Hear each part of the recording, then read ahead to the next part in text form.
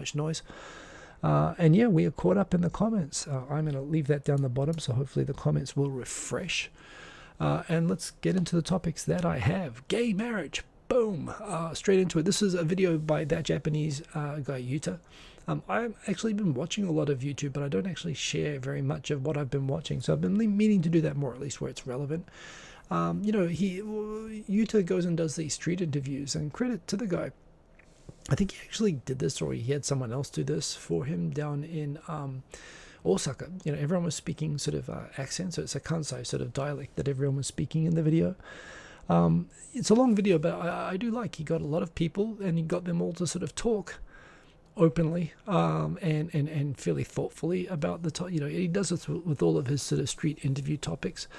But when they're talking about gay marriage, one thing I like about Japan is people discuss issues like this without the idea, I must admit, coming free from the dogma. When you have this idea that gay marriage is wrong according to my religion, it means you sort of switch off the brain completely. In fact, it also green lights acting in a way that religion normally wouldn't permit. It's like you have to be nice to everybody except the gays because gay people are sinful. I mean, there are people who think like that, and they act like sinful people. They act like sinners, basically. It's like they get a free pass. All that pent up wanting to sin and wanting to be mean to people, but worried that they won't go to heaven, but they feel like they've got a free pass to be bigots when it comes to gay people. And one thing I love when you have this discussion in Japan, they interview like 15 people, and 14 of those people were like, yeah, why not? It's their business. Sure, that's cool. And one person said, ooh, that's disgusting. And look, the person who said, ooh, that's disgusting, I think that in a way that's fine as well, because frankly, that ooh, that's disgusting, that guy, he's just like, yeah, I'm a bigot. That's all he had to say. And frankly, he is showing the same reaction of the people who made the religious ethics, 2,000, 3,000, 5,000 years ago. Somebody reacted like that and wrote it down, and it became codified in a religion, and people stopped even thinking ethically about this.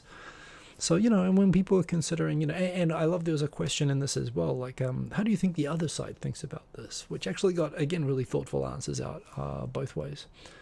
So, yeah, it was really well done. Like I said, the answers are uniformly liberal, except for a couple of outliers. And in fact, there were two people who said they were against it. One of them didn't even give anything more. He was just sort of disgusted by the question and walked away like a sort of someone probably about my age, like salaryman type guy, maybe a little bit younger than me. Another one was sort of an elderly woman, but when she was asked, she was just like, oh, that's just my opinion, that's fine if you ask me, that's just what I think. So it was it showed things about Japan that I liked, and it was actually very well done. So credit to Yuta.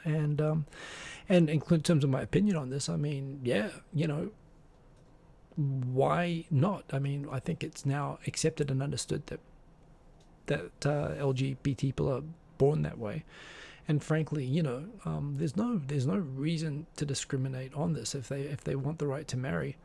The only thing is that I maybe it's like a life stage thing. It's like, oh, you want to marry? Well, go ahead. But yeah.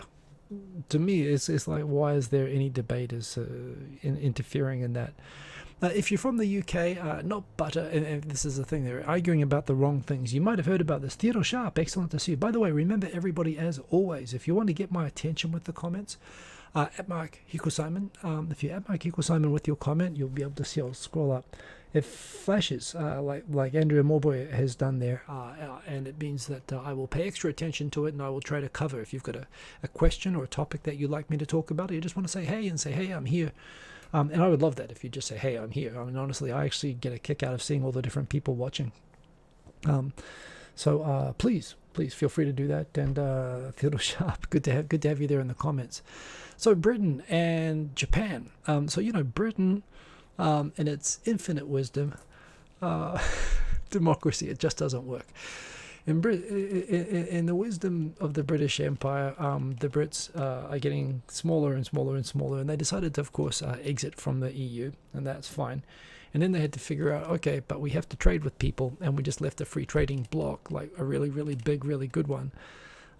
So now we need new trade deals, like urgently, and they're going around the world sort of asking for, hey, can you give us the same deal that you gave Europe? Of course, the difference being that Europe is like how many people? It's like hundreds of millions of people, dozens of countries, and UK, by comparison, while not any significant country, I mean, but UK has like the population of South Korea. Nothing to sneeze at, but they don't have the same weight as Europe. But they said, hey, Japan, we want a really quick deal. Can you cut us a deal? Can you sign a free trade deal? And Japan's looking to improve its ties, not just with UK, but actually just with the whole sort of Western alliance thing. So yeah, Japan was like, yeah, we'll get right on that. We've been trying to do a quick trade negotiation. It took Japan like 6 years to negotiate a free trade deal with the US. It was a nightmare, and it overlapped the presidency, which undermined it at one point. So, when they thought they could do this quick, the Japan trade minister, in spite of lockdowns and travel restrictions, flew straight to UK to go finalize the deal and sign it. And just when it was all done and it looked like UK had actually gotten a great deal from Japan, at the very last minute, the trade minister probably wanted to get a little victory for the home constituency. She said, no, not unless you liberalize imports of cheese. Now, two problems with this. The first problem is dairy. You're boiling hot. You're more than warm. You're really close when you're talking about dairy. As you know, I mean, Japan has shortages of certain dairy products. We have problems with dairy products. The thing is, cheese is not a problem that Japan has. Japan has free trade deals to get cheese from France, from Italy, from Japan, from New Zealand, from Australia. There is some protection in Japan. The main thing is that it's a non-tariff based protection, that they don't allow any preservative in cheese. So basically it's cheese which will go off in a couple of weeks, which means that you can't ship it. You've got to fly it in, which has a kind of a convenient way of protecting the local market from imports which can sit on the shelf for longer. Again, they got the same deal as the EU, and yet the UK, and by the way, the UK has okay cheese, but the thing is, there are French cheese shops here. And the thing is, Stilton cheese, the UK cheese exports to Japan are worth £100,000 every year. I think that's about roughly the same in US dollars. It's about 120k. And they said, no deal unless you sign this. The Japanese trade minister actually flew over to, the UK to do this, and is not getting quarantined on the way back. And they held it up on this. So, look, I could respect if we were talking about things that Japan has frequent shortages in rationing and queuing for. Obviously, because Japan has a Stalinist system of butter production that doesn't work. There aren't enough cows. There aren't enough farmers. They can't meet demand. We had to stop eating cookies. For a time, I was restricted to buying one block of butter. I mean, it was like the Soviet Union. It was actually ridiculous. It's a failed system of government commissary-based management of butter. Is completely failed system, and yet they still refuse to open it up. And UK, I would respect them if they were picking the fight in the right spot, but they just missed it. We've got all the blue cheese that we want, but yes. So and as a result, no deal. Japan returned. Now they're negotiating with other countries trade deals, and how I mean. It looks like bad strategy to me. There's a lot of car plants in the UK which are there because Japan likes to be in the UK. If they're going to be, as their Europe base, a lot more, I don't know if it's most, but a lot of, including companies like, Nissan, for example, which is affiliated with Renault, put their European headquarters in Swindon, I think, in the UK, right? And now they can't export those cars to Europe anymore. So they've done pretty well by the UK, and the UK would be pretty keen to make sure that those factories stay with a fair trade deal on cars and whatnot. But unfortunately, the UK has jeopardized all of that for £100,000 of cheese. And I could, if it was £100,000 worth of butter, I would respect it. I would be singing God Save the Queen. I would be waving the flag completely, but the wrong fight. And at least it's not American cheese. I mean, that orange plastic here, I don't know how you guys live with the cheese that you have. And UK cheese is nice, but it's not what we need here. Okay, so that almost happened, but that's the thing. Shubus, excellent to see. Even in Panama, you heard about the Stilton cheese problem, just because it was just so stupid, and it reflects a mentality, I think, from the UK, that they've always gotten away with. I mean, look, they're an island country on the edge of Europe, and they act like they run the whole world. And they actually faked it until they made it with the British Empire, right, during Victorian times. That's what they actually became. They could actually go up to China. Little England could go up to China and kick it in the shins and say, let us sell you opium. Let me sell all your people heroin and give me Hong Kong. And China laughed, and they took it and they did it. They're used to getting these wins, over people that look different to them, and it reflects to me a bit of arrogance from that sort of mindset, which UK should just count its blessings that they were ever able to get away with it, let alone think that they can still do it. This is just personal. I've been running every second day. I've been doing okay. Just for fun, I've been posting my times on Instagram and Twitter and whatnot. Part of this was I started the year, Christmas weight. So normally I'm about like 84, but I got back to Japan in January 5th, 88.8 kilograms. So that was just eating too many meat pies and pizzas in Australia. I had a great Christmas in Melbourne. I actually, since then, I've gotten down to, at one point, nearly 75. Like 75.4 was the lowest that I got.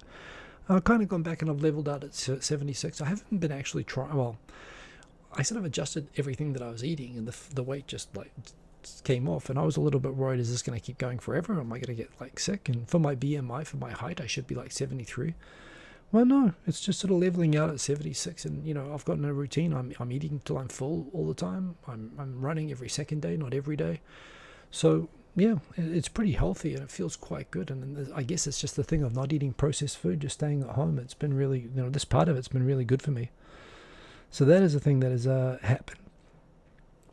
Another topic: American cheese is not cheese. Let's not argue. I'm not even and by the way, Australia has American-style cheese, to be sure. You've got that Kraft cheese and the plastic wrap cheese, and you put it into kids' sandwiches there. And I saw a lot more of it in Australia than in America, or than in New Zealand.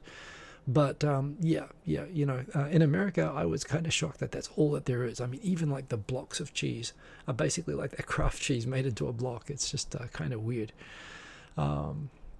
Mr. Cordychep consumes whey in your protein shakes. I have little gel packs, which I always have after my run. Lately, I've discovered little protein sort of chocolate bars.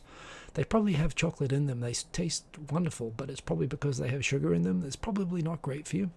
Tokyo 503, my height is 185 centimeters. Actually, from my last Kenko I was 184.8. So I can now call myself 185 again, depending on how much I can stretch my spinal cord whenever I do my annual health checkup. Some years I'm 184.4. This year is 184.8. So I'm hovering there, which is about just under 6'1". Not tall, but a little bit taller than average in New Zealand. Comfortably taller than average in Japan. Mr. Cordychip doesn't eat Australian cheese. Oh, well, that's probably for the best. Emoji test. You can see, by the way, Sergeant Bilko, I'm sharing with you the moderator view, so you can see. I don't know why it's regulating that emoji, but there you go. Mr. Cordychip, the protein chocolate bars, I'll only eat them after I exercise. I won't eat them casually, but they do taste very good. This triggered an interesting debate. So again, Sarah Ishikawa has been lately posting, I think, and getting reposted by Unseen Japan. These are the typical that you sort of see everywhere, sexualized images of minors, just images of, you get Akihabara in particular, you get these sort of anime images that people in school uniforms with cartoonishly large boobs and, in very sexualized sort of stances, and it's weird and it's uncomfortable, and it's kind of and it's not just that. I mean, you take the Shonen Jump cartoons, which always have teenage girls on the cover. It's aimed at middle school kids, but it's full of cartoons, and they're always wearing bikinis and stuff, and have spreads in the middle where. And then you got Friday and the sort of the racy, again the People Magazine equivalents of Japan. Friday and what are the other ones? And they always hang these posters, and these things are everywhere in Japan. And the comment that was made by someone, actually a couple of people, It was interesting. A debate broke out between Hiroko Tabuchi, who used to be the head of the New York Times office bureau in Tokyo, and someone from Human Rights Watch in Japan came out when Hiroko Tabuchi said, yeah, the whole society seems to just tolerate these things being there. Two things happened. One, some people that I know said, hey, just because it doesn't mean everyone tolerates it. Now you're just stereotyping everybody as, permitting this stuff and, the sort of hentai posters being everywhere. And, maybe some people tolerate it, but not, you can't say that everyone tolerates it. That was one reaction. The other reaction was, oh, now you're just stereotyping Japanese as sexually perverted. This is from the Human Rights Watch person in Japan. And everyone sort of came back. Hiroko came back and said she and others that she knows have actually experienced, while they were school kids, they would get groped all the time on trains. And that is a widespread problem. And I would say myself, even though I saw some of my friends saying it's not like everyone accepts this, I don't think you understand what not accepting it looks like. So when I was in New Zealand, I worked at a Japanese souvenir shop, the OK Gift Shop, and there was there was a little lunchroom on the side of the shop where we'd go and have our breaks. And in that lunchroom, there was like a pile of Japanese like manga and magazines, whatever, that people get sent over from Japan, or sometimes they'd bring it over and they'd keep a pile that people could read. And these included the Friday magazines, which included, I think on the front and the back, so I've heard.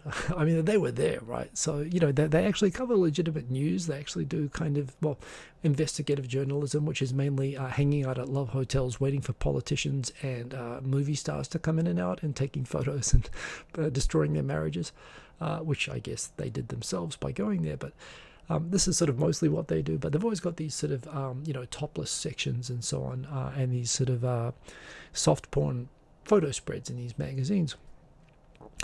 Not tolerating it. If you're not it was always there, and I was like, oh, is this normal? Okay, I'll look at it. So I tolerated it, and this wasn't, by the way, this is a different thing to the hentai thing. Although sure, there were Shonen Jump comics there as well. But hey, Wingstar, good to have you in the comments. And Nesta125, excellent to see more people joining. Please remember, say hello if you're joining the comment late. Britain blocked your emoji, indeed. Oh, and Tokyo 503, that's right, 185 centimeters. Up to 185, actually up to 85 kilos is fine, and that's where I always was. But coming back, so I permitted it. I saw these things there, and I thought, well, this must be their culture. And, and I was like 18 years old working there at the time, so sure, I'll look. And I must admit, and when I went to Japan, you would see people on the trains. People on the trains read newspapers and magazines with topless stuff all the time, and it's very rare. I don't think I've ever seen anybody being told off for it. And it clearly makes some people uncomfortable when you see. And the old guys, sometimes you can, I don't know, I think they're getting a kick out of reading in front of people sometimes, and you can see. But people really don't get into each other's personal space on trains. But even when it's crowded, particularly back in the days when everyone was reading newspapers on trains, yeah, you could see these sort of things everywhere, and no one really says anything about it. However, one day we hired a New Zealand woman in my shop. There were other New Zealand women, most of whom had Japanese mothers or whatever, and they didn't really say anything. But this Japanese-speaking New Zealand woman was hired. I think her first day she went in. I was on the lunch break with her. She pulled up one of the magazines and she opened it up, and her face was like this. She was just outraged, and she looked at the others, and she was like, she grabbed all of them at once, and she stormed into the manager's office, and she just threw them all in the bin, and she eyeballed him, and he didn't say anything. And apparently, and then she stormed out. And apparently, she didn't say anything. She just glared. She just threw them in the rubbish in front of him and stormed out. And he came out later, and he actually didn't come to me. He came to another New Zealander, and he says, "Hey, is this sort of thing not allowed in New Zealand?" And the guy was saying, and the New Zealand guy was saying, well, actually, dude, I don't think this sort of thing is allowed anywhere. But the point is, it was sort of fair game until someone, actually said, what are you doing putting these magazines objectifying women, and in some cases actually borderline objectifying underage women, which it is mainstream. This is commercial. These are sold in train kiosks, and read on trains in Japan. And not accepting it is what my co-worker rightly did, and accepting it is me and everybody else who doesn't do what she did. Could you imagine if you had something like this in America or the UK, how it wouldn't, and everyone would like to think that everyone would react like this, but it wouldn't. It'd be like what happened in my souvenir shop. You get one or a small number of people who would react very strongly to it, and no one else would say, oh, they should, some people might say, oh, they should just take it easy, but most people would say, yeah, now that you mention it, that's wrong. How did we ever think that was okay? But it takes some guts to react to it. And this is what was being pointed out here, that these things are everywhere in Japan, and no one sort of stands up to it. And it's kind of, and by that, even if you don't approve of it per se, if you're not storming in and protesting about it, then you are accepting it. And I suppose I'm guilty of that myself. So I agree with the comments of Unseen Japan and Sarah Ishikawa and Hiroko Tabuchi, actually. And I reflect on myself that, this is absolutely in Japan. People do not react like this is inappropriate where they should,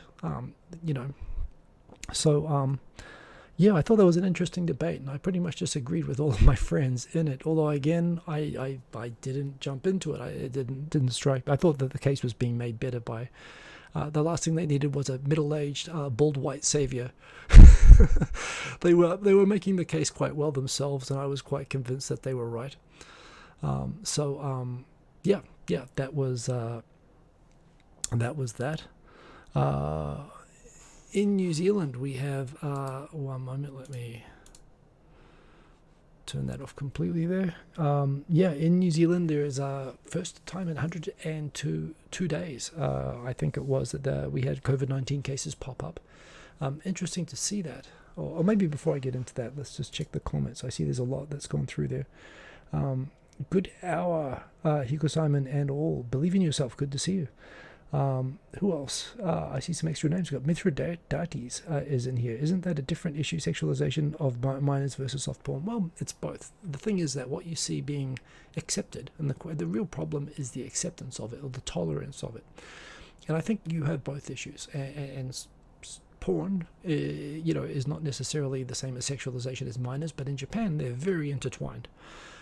As anyone who comes here knows, I mean, there is a genre of adult, like 30-year-old people acting like underage people, and it's casual. It's everywhere. It's actually like a defined genre of soft porn as well, and it comes down to this idea that that's okay. And you see these sorts of images everywhere, and non-porn as well. You see these images. So I think that it's they are slightly different issues, but they're going on to the same general problem of tolerance of basically one objectification of women inappropriately and in public. And this is the thing as well. Even if you think it's okay, and if it's cartoons or whatever, maybe in the privacy of your own home. I mean, again, but then sexualization of underage people again. That is weird, and you can get in trouble like carrying that stuff overseas. That's another problem as well. So it really shows inconsistency with global standards as well. So I think that is a bit weird. But oh God, believe in yourself. Yeah, well, exactly. That's the kind of problem. Nihon, the king of passive aggression, indeed. Bald white savior. Yeah, that's actually going to be my superhero name. Butterman. No, not going there. In the US, news media is best avoided. Yes, indeed.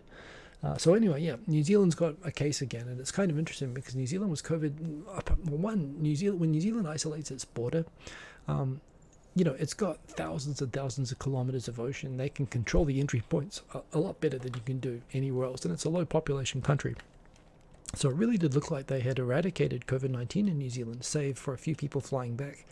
And again, they had really strict quarantine on people flying back into the country, where they had to be isolated and go 2 weeks in isolation and have testing before and after. So it looked like it was working pretty well, but all of a sudden, a cluster popped up from someone who had no connection with international travel. There were rumors that they were connected with people who were managing the quarantines or customs, but as I see, that's not what it is. The only connections really being found that the government's chasing is that I think the father works at a frozen food importing factory, and they're thinking maybe the disease could have sat on the surface and survived on the surface of packaging of these chickens that came from Brazil. Who knows? If that's the case, that's scary, because right now we're so focused on just managing people. But if it can actually, if the disease can get around on frozen goods and survive 100 days, that means that even the best case of lockdowns, I mean, New Zealand's as good as it gets.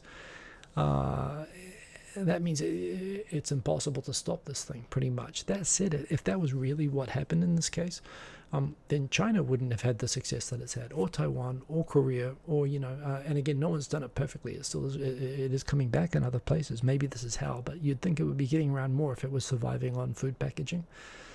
But yeah, just interesting and worrying. It has been a little bit weird watching things like rugby and stuff from New Zealand, where everything there is like fully packed sports stadiums. It looks a lot more back to normal than you can see anywhere else in the world right now, which is great for New Zealand. It does look like I would love to visit there as well, of course, but one, it would be irresponsible, and two, it would be a real hassle. It would take 2 weeks quarantine, plus I might not be allowed back into Japan. I think that still is a problem. So it's will be really interesting to see what we find out about from a country that's arguably been as successful as you can possibly be with eradicating COVID-19. It'll be interesting to see how it got it again. This was some news, as you may or may not know. Since my son got into Fortnite, I was asked by my wife to, hey, check out this Fortnite thing, see if it's dodgy, and learn how it works so that you can check he's playing safely and whatnot. So I did all of that, and I have kind of become a casual Fortnite. I only play on iOS. On my iPad and my iPhone.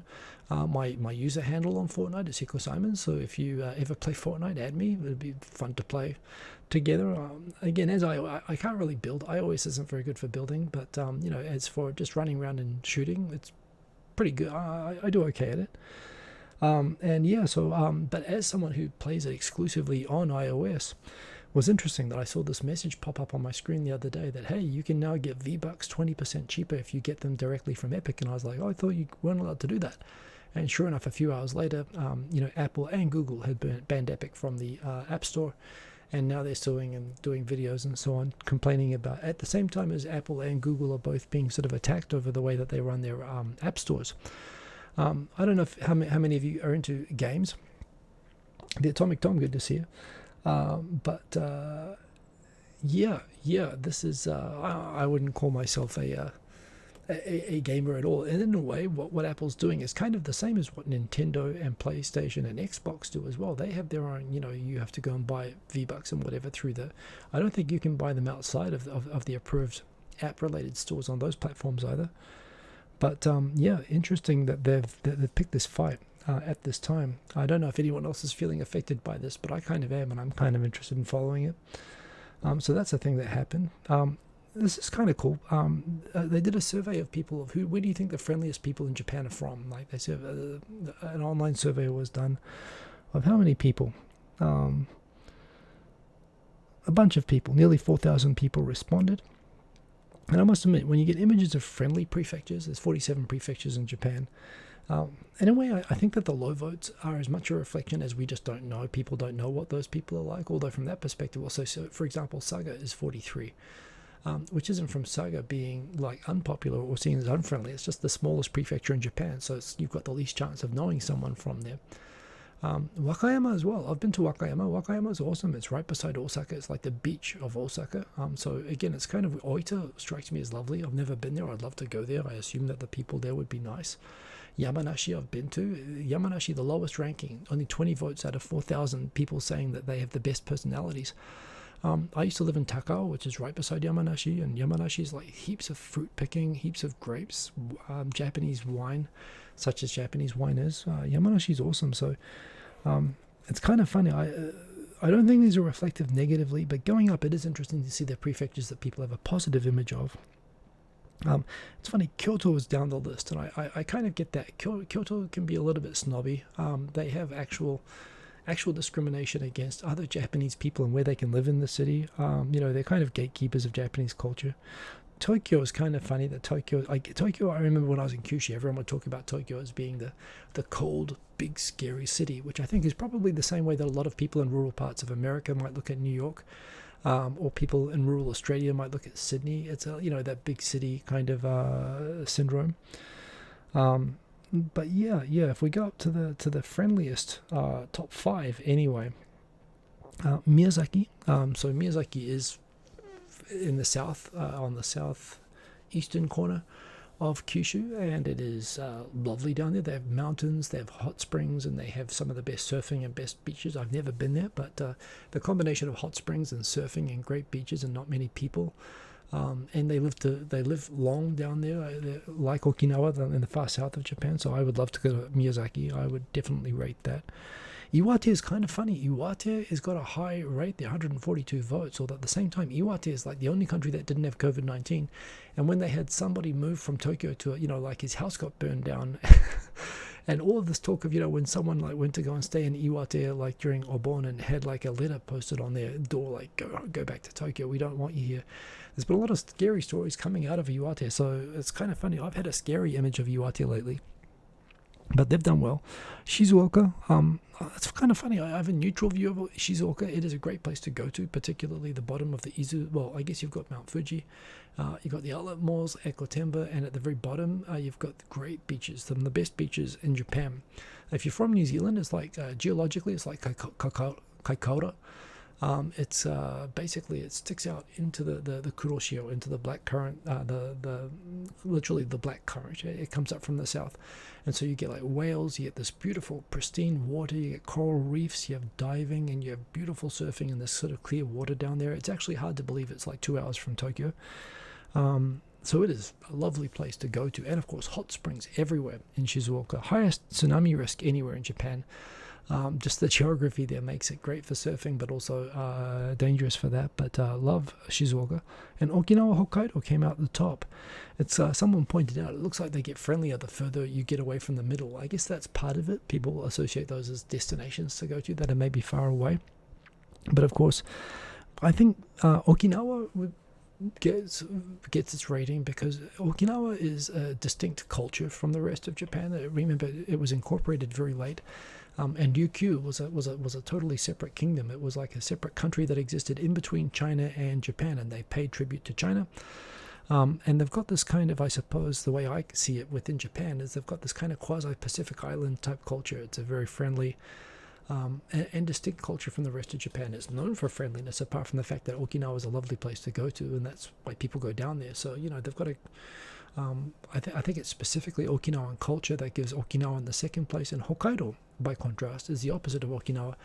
Well, this is a little bit tricky. Hokkaido is most like New Zealand in the sense that it wasn't actually really colonized by Japan until the Meiji period. It's about the same age as New Zealand as a colonial setup. And like New Zealand, it had indigenous people there as well, and there are areas that are like reservations where they try to preserve some of that original culture. But essentially, Hokkaido is a big, empty bit of land where a whole lot of people migrated to set up sort of new lives. And I think the reason Hokkaido people are cool is you've got this culture of people who are all new migrants, and they're all very energetic and nice and friendly and building their lives up there, and they're not sort of constricted by the traditions of other parts of Japan. Hokkaido is excellent. I've been on a vacation up there, and people are cool. The culture is cool. But what I love about Hokkaido is you get the sense like everybody who goes up there and starts their own business or does their own thing, and you can get quite big up there. So, really interesting. Hamamatsu, that's right, in Shizuoka was 40.9 degrees today, the hottest temperature this year. And I'll bet that was, it feels like 50 something. Kind of crazy. That is the Minister of Defense. He wants to join, I don't know, whenever I see 6 eyes, I still think of 4 eyes, and I think it's being rude to somebody. It's like putting a second pair of glasses on top of his glasses or something. But what he's talking about is Japan kind of There's been a lot of really weird talk lately about that. There's the Five Eyes Alliance, right? The Five Eyes Alliance is essentially Canada, America, UK, Australia, and New Zealand, which basically have, partly because of geography and partly because of cultural similarity and, you know, historical ties. Whenever America or UK goes to war, Australia and New Zealand always tag along, and Canada kind of goes along quietly. And, you know, their military have always interoperated really closely. They share intelligence, and they set up in New Zealand and Australia because we're the opposite side of the world from the UK and in the Southern Hemisphere that we set up.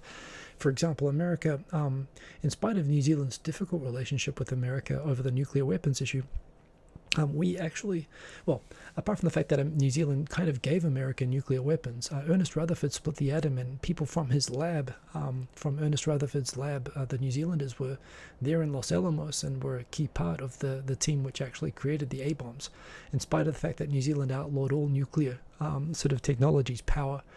Not medical. Medical is okay, but we don't want the electricity and we don't want the bombs. So we actually denied US warships entry into New Zealand. But in spite of that, the guidance systems that are used by the missiles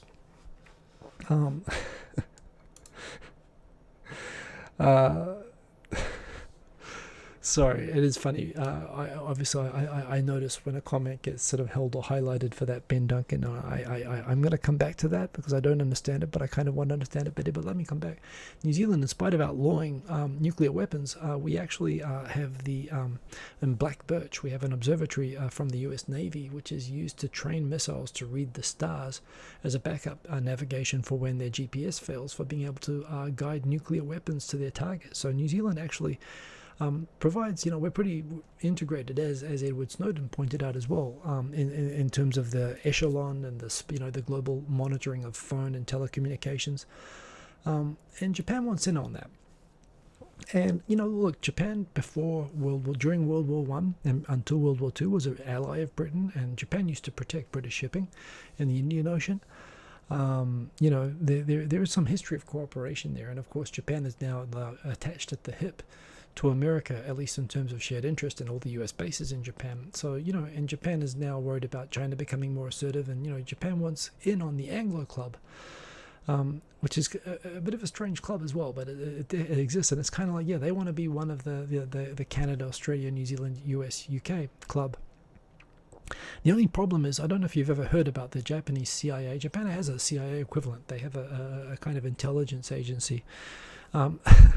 Apparently, they actually had a HR list of every spy and every employee that they have in the Japanese CIA. I can't even remember the name of it, but just before I came to Japan, like in the 1990s, somebody found an Excel sheet with all the names and home addresses of every employee of the spy agency, and they posted it on a homepage on the internet. Like, this wasn't even like a hack or anything. Someone just posted it on the internet where anyone could see it.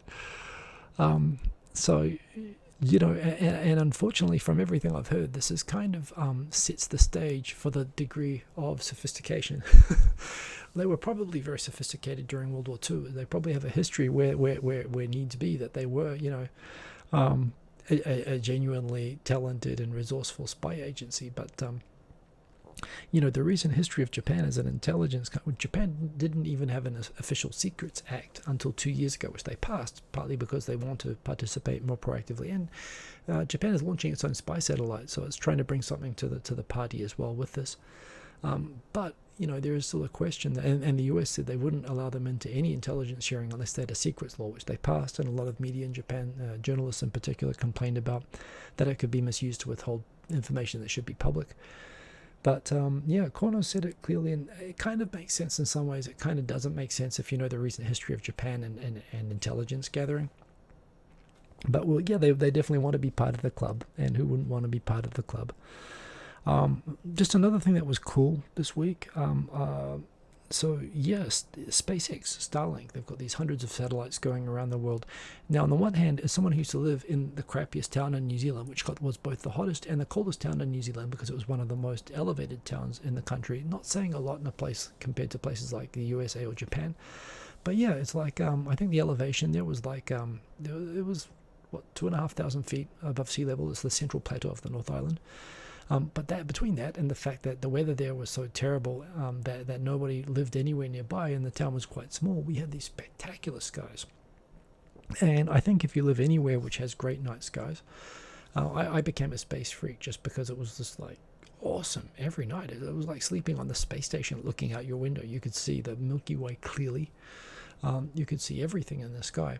I would sleep with the curtains open. I used to love looking at the sky so much. And this is where, like, you'd wake up in the morning, it's humid and it's freezing cold, like sub-zero freezing cold. So in the morning, you'd wake up, the curtains were open, and the window is covered completely in ice. And I was sleeping beside it with my mouth open, snoring. So I'd get sick a lot. But that's how good the skies were. A lot of people are complaining that you're putting right now, not just Starlink, but there are a number of companies putting a bunch of these internet satellites, mini satellites up. They do reflect sunlight, and they are going to ruin a lot of astrophotography and astronomy.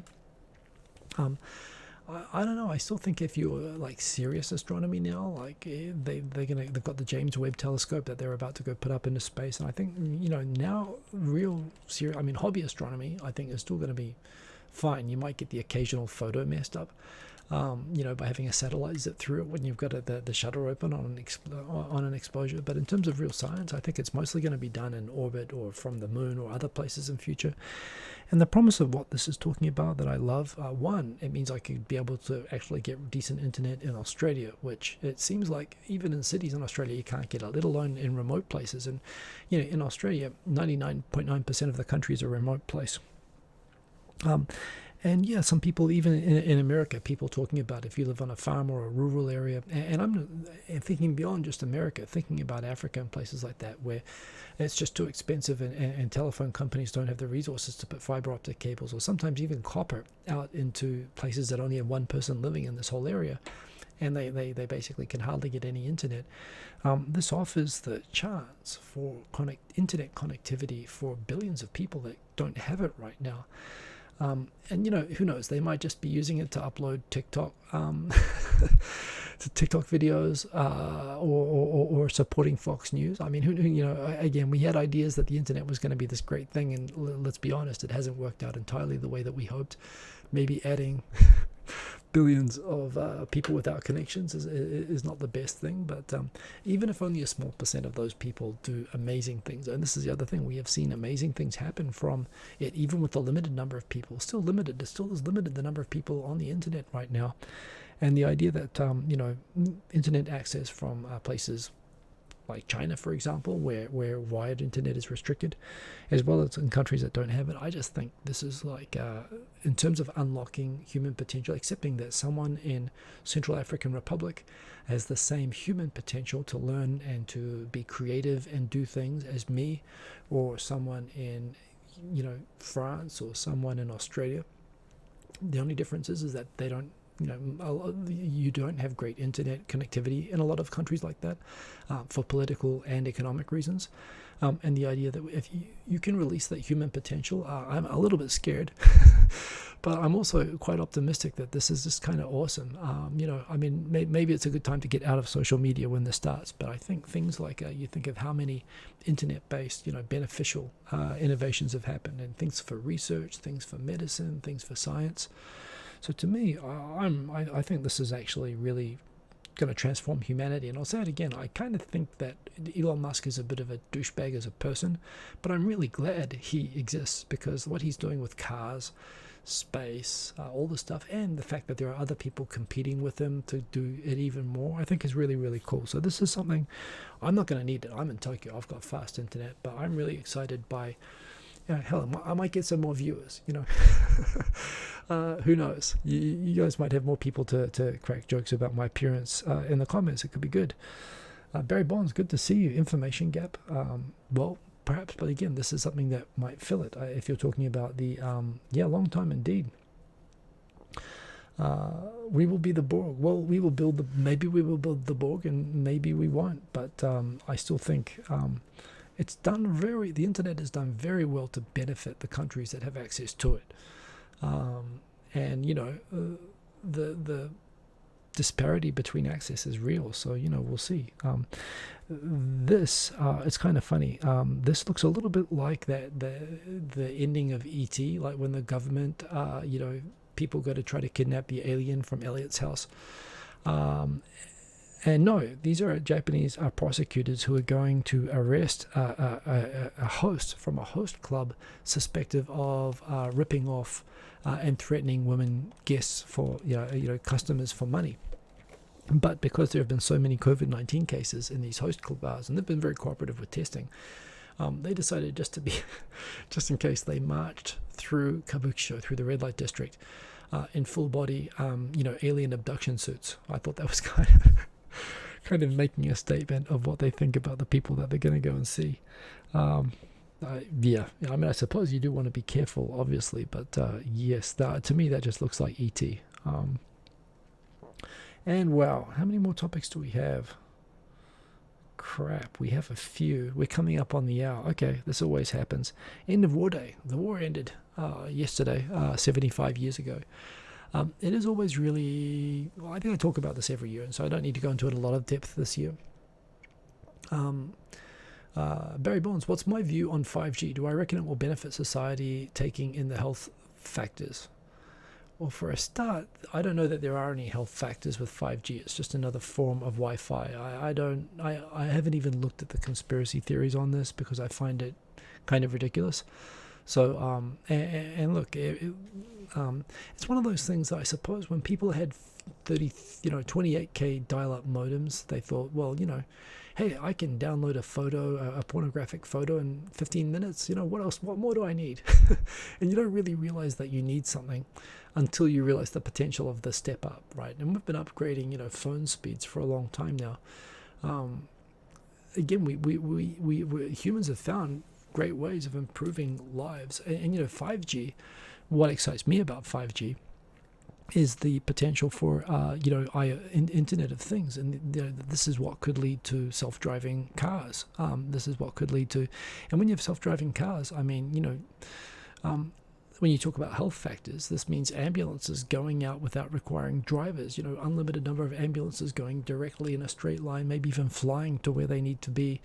Helping people, medical devices being more intelligent, being able to monitor more things and adjust without the need for human input. I mean, so I think we're not going to really understand it fully until we see it. But I think 5G is super exciting, and I'm not concerned about about anything to do with the radio waves causing health issues. I think that's just a bunch of bull.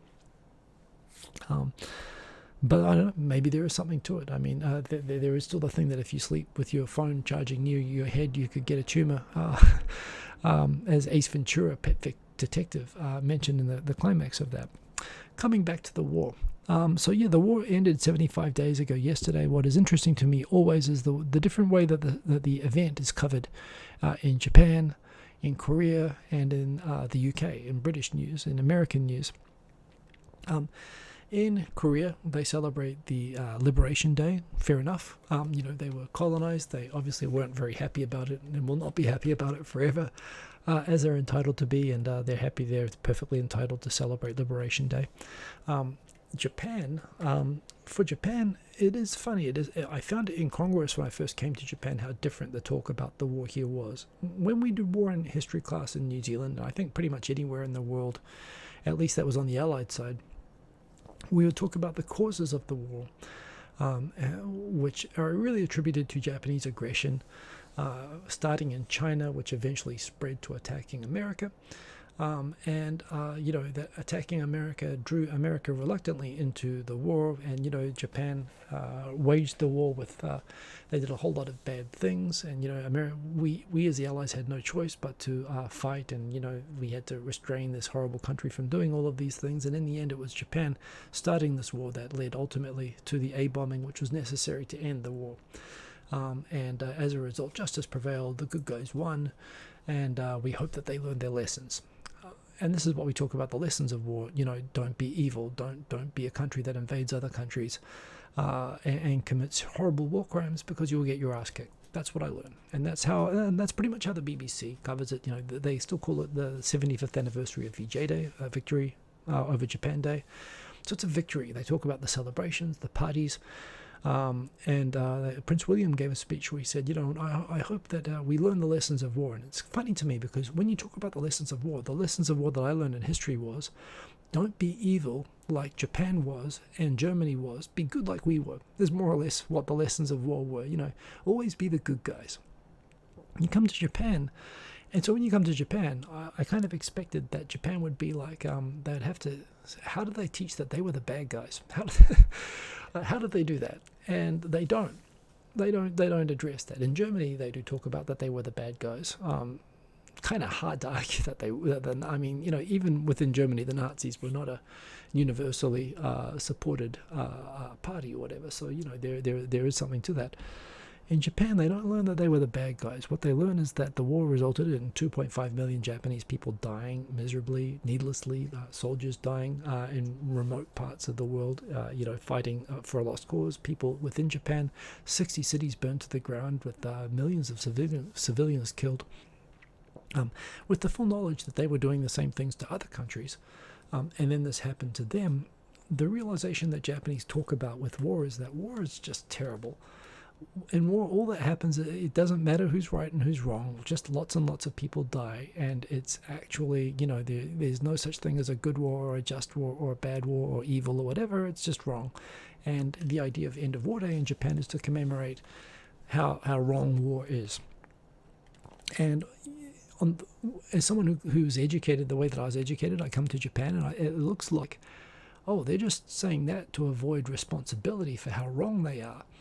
And whenever you raise in these discussions with your friends, like they say, hey, look at what Japan did in Nanking, look at Unit 731, look at the rapes and so on. And you can say, well, the Allies did a lot of rapes in Japan. The comfort women, the Allies used Japanese comfort women during the occupation. If your granddad was in Japan, they probably used comfort women that were probably sold into it by poor, rural, mostly northeastern Japan families, just the same as Korean families often sold off their daughters into it. I mean, there's a lot of unpleasantness when you dig it all back.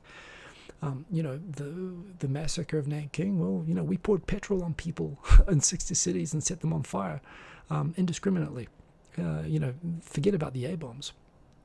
And whenever you say that, it's like, oh, now you're just trying to be an apologist for Japan, saying it's all the same. It's not the same. We wouldn't have had to do that if Japan hadn't started the war. So in America, it's kind of like we had to do it. And with Britain, it's like, yeah, isn't it great that we won? And you learn your lesson, learn the lessons of war. Don't be evil. Based on the premise that they're never, we're the good guys and we're never evil. And so it's kind of funny. On the one hand, there's a lack of self-reflection in Japan. But on the other hand, there is an appreciation that war just sucks and you shouldn't do it. And the result is Japan hasn't been involved in a war for 75 years.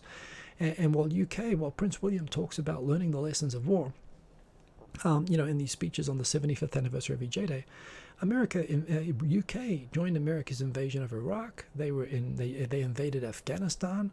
Look at what they did in Kenya. Look at what they did in India. They've been doing colonial massacre after colonial massacre. They've been jumping into war adventures everywhere. And what lessons from World War II were learned other than war is awesome? When's the next one? And are those the lessons? What are the lessons of war when you have a war with tens of millions of people dead on all sides? So it's kind of like, while people bash a lot on Japan, and I kind of understand why, because we want them to understand it the way that we understand it, which is that they were wrong. In the end of the day, they're the ones who haven't gotten into any more wars, and isn't that the right lesson? So I find it really incongruous to see, on the one hand, people talking a lot about the misery of war and the suffering of ordinary people. And on the other side, you've got UK completely, unaware of anything, having done anything wrong in its colonial history. And then you've got the Americans being very self-defensive, saying, you're angry at us about the A-bombs, aren't you? Well, we had to do it. And it's like, nobody in Japan is angry at America for the A-bombs. I mean, very, very, very small or very rare that you hear about any idea that America was... But this is the whole thing. It's not about whether they were wrong or right. They avoid the whole thing and just say, this just sucks. But America assumes that they must be mad at them, and they start defending themselves when no one's attacking them. Japan is like America's best ally. People, it's weird to say this, but they're kind of okay with the A-bombings. They saw the A-bombings as an inevitable part of the war, which they were in. They talk about the start of the war, differently. There was a bit of a lead up to Pearl Harbor, and they talk about it was due to the energy sources being cut off from Japan that made them strike out. But it wasn't just that. There was adventurism to it as well. But Yeah. It's kind of funny. There's two sides. It's kind of like everybody is wrong to me about this, and in the end of the day, I've lived here too long. Perhaps it's not that Japan was right, but I think they've taken the lessons of it better. I mean, surely it's better to have 75 years without war than it is to have had 75 years of constantly being in wars and feeling like you're right every time. That's where it is for me. Maybe I've been here too long, but that's what happened there. Speaking of adventurism and stupid nationalism, China today released its fishing ban on most of the East China Sea, including, for them, the Japanese Senkaku Islands, the Diaoyutai Islands, according to the Chinese. The history of how these islands became Chinese or became Japanese is a bit of a mess. It was although America handed the islands, America considered the islands part of Okinawa, which America administered until like 1975. They were American until 1975. Some people have said it was a cartographic error on the part of the Americans, that they should have been really looped in with Taiwan. And Taiwan having never been recognized as a separate independent country by anybody, hence as part of China. So you've got kind of Taiwan and China and Japan kind of arguing between them. But of course, China was in a civil war, so they weren't really paying too much attention to uninhabited islands at the time. And America was controlling and handed the islands, over to Japan, and considers the islands part of the security treaty with Japan. And also bear in mind that during the war, until the end of the war, these were controlled by Japan, and pre-war as well. They were actually inhabited for a time by Japanese people, although they're not inhabited now. But there is a history, a controversial history as to whether there are claims from many parties, but Japan has control of the island. So what China's been doing, they call it the salami slicing strategy, of just incrementally just getting a little bit closer, sending more patrol ships, causing more trouble. And it looks like they've just been basically really stepping things up during the COVID-19 thing, and they have announced that from tomorrow they'll be allowing fishing boats from China to go up there. It's not clear if they'll go there or not, but it's going to be. It's not clear if there's going to be ships come up to Japan or not. But if they do, it's going to challenge the Japanese Coast Guard to police them all, and it will be. And whether the Chinese Coast Guard tries to protect the boats if Japan does that. So that could become a flashpoint, which would really suck. Again, Japan's been kind of good, although Ishihara wanted to build a fortress on there, like Korea did with Takeshima Dokdo, the island that they have that Japan claims. Japan's kind of recognized they don't want to cause trouble with China, so they've deliberately, they don't allow people to land there, they don't allow fishing around the island. They keep it kind of neutral to not provoke anything, but China's just sort of is gradually, incrementally catching up.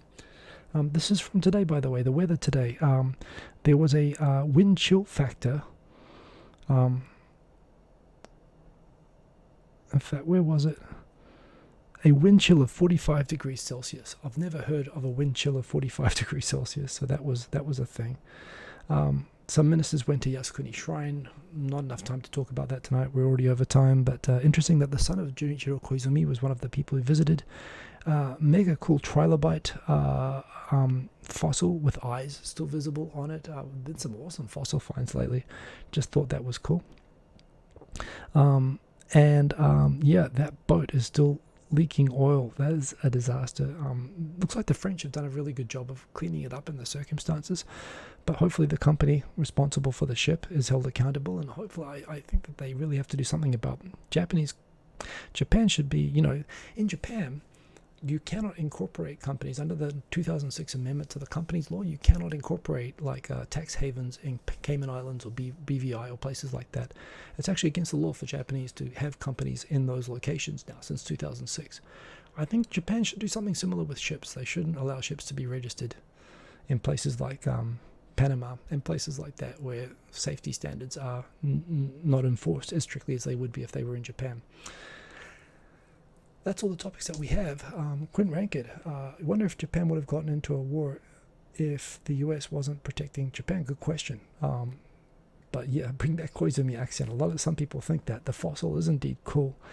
Heat index, Iraq 299. Good to see you.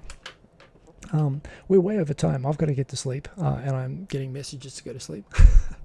So I'm going to end it there.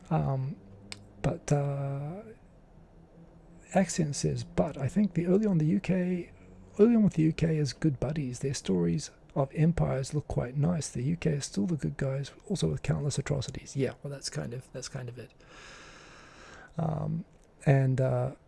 Yeah, and don't forget what Japan was really trying to do in World War II, misguidedly, was trying to be like the UK, and kind of did what the UK did. It was kind of weird to the UK to see someone that didn't look like them doing that, but obviously it didn't go very well.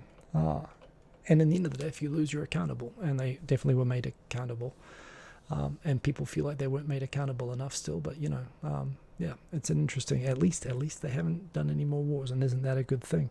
Have a good week, everybody. Remember, if you like this show, it's always nice to see that. Great to see you all. Have a good week. Stay safe from the heat, as well as from, if you're in the northern hemisphere, from the cold if you're in the southern hemisphere, as well as from COVID-19. Keep cool till after school. Remember, you can follow me on Twitter.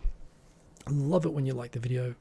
Please do that. Have a good week, everybody. It's been late, but good to talk. A lot going on. See you next week, and boom, peace.